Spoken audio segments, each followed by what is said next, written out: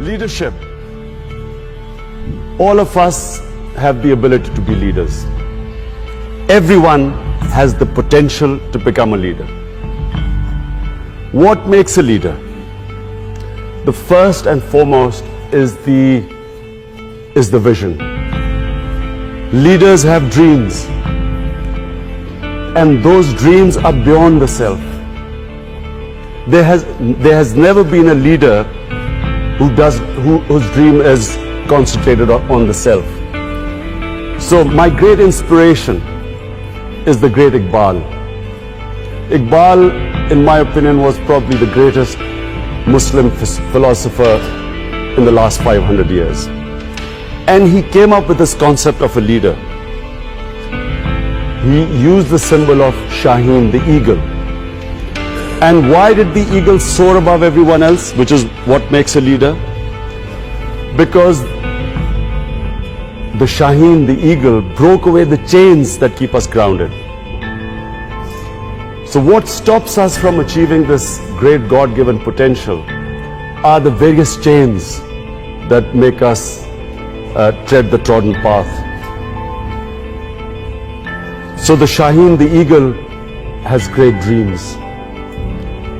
The difference is not talent, difference is not education. Difference is that a leader dreams what others are scared to dream of. Dream the impossible. And then that dream is, as I repeat, is not based on the self. They always think bigger than themselves. It's either their nation, their society, and then they struggle to achieve that dream. Now, the quality that distinguishes leaders is their ability to take pressure.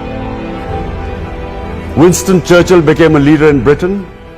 When the biggest crisis was faced by the country, they looked upon someone who could take the pressure. How do you take pressure? When you struggle. When you struggle and when you have setbacks, you pick yourself up, you resume your struggle. It's eventually you get stronger. Each time you pick yourself up, you get stronger.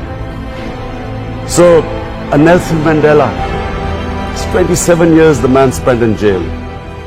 But his dream was not restricted to himself. He was offered everything. The apartheid regime offered him everything except what he wanted. One man, one vote. A leader never compromises on his dream. The moment you start a compromise, it's a downward spiral. So, it's when you stick to your dream and take all the pressure which you have to achieve that dream, you build that resilience, the endurance, the strength. And it's like